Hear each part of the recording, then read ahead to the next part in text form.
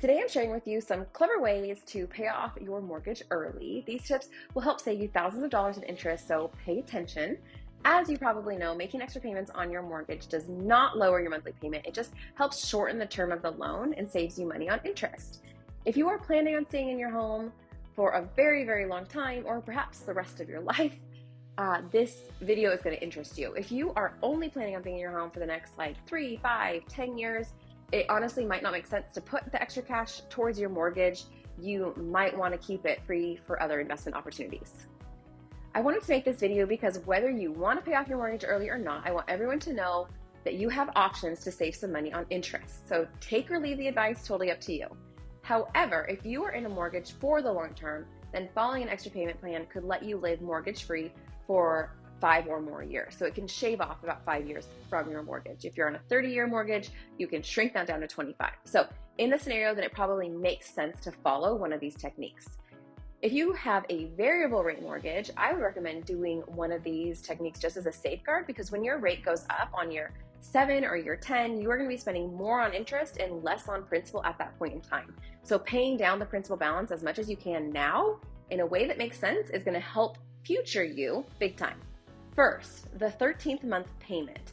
This technique is really simple. You just make an extra mortgage payment each year. The most budget-friendly way to do this is to pay 1/12 extra each month. So as an example, let's say your payment is $2,500 and you pay an extra $208 each month. That's 1/12 of $2,500. By the end of the year, you have paid the equivalent of an extra payment. So as an example, consider your loan amount is $300,000 with an interest rate of 4% and a 30-year loan term. If you pay $150 additional toward the principal each month, you can expect to save $40,282 and pay off your mortgage almost 5 years early. Second option is simply round up your payment. This one is easy and not as aggressive as a 13-month payment. With this approach, you just simply round up your mortgage payment to the next highest $100.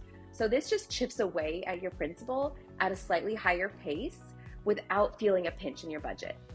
The third option is to make a mortgage payment every 2 weeks.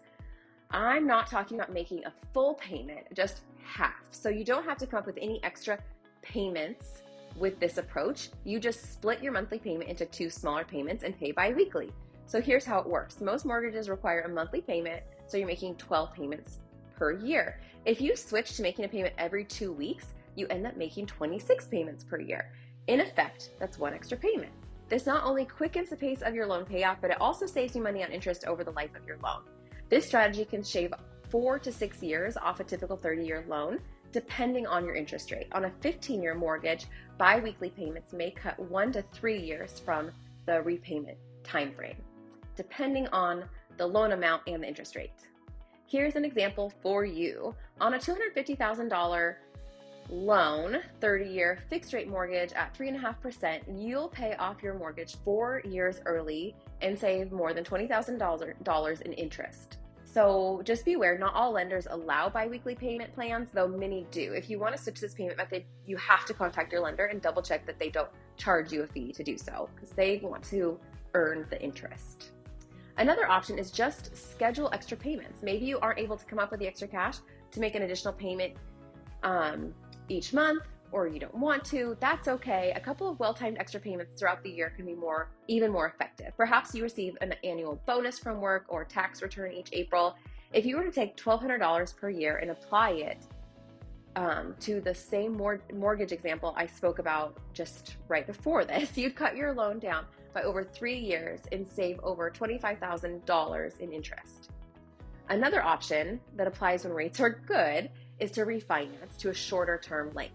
Most people choose a 30-year mortgage over a 15-year mortgage to keep the monthly payments low. However, as time goes on, you may start making more money and have more cash available to make a higher payment. If that is the case, it may make sense to refinance to a shorter loan term. Since the repayment period gets crunched into a shorter time period, the monthly payment will likely increase, but you will be paying more towards the principal each month than if you were on a 30-year term. So you will save a bunch of money on interest. 15-year mortgages usually have better rates than 30-year mortgages also. Take a look at this comparison of a $250,000 loan with a 30-year fixed term versus a 15-year fixed rate term.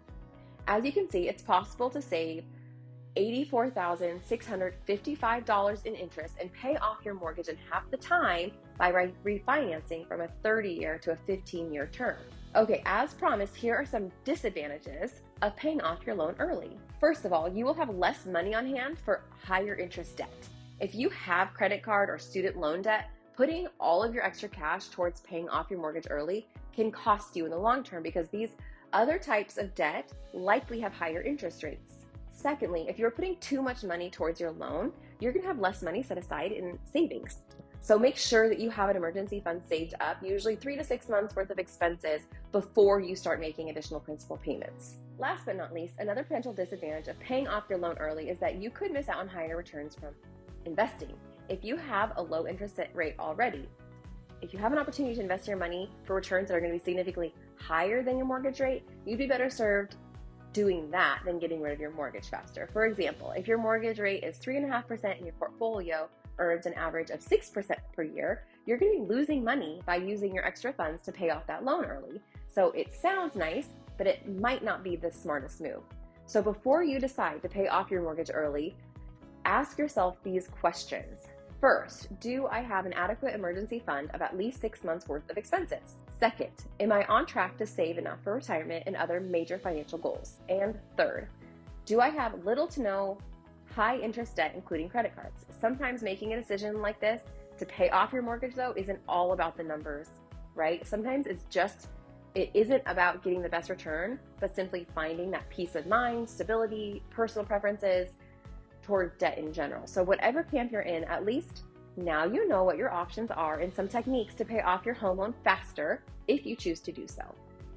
Thank you for watching. I make a new video on life and real estate here in Southwest Washington every week. Make sure that you subscribe and turn the bell on for notifications so that you don't miss a video. If you want to talk about what it's like to live here, just give me a call or send me an email. My contact information is in the header above and also in the description below.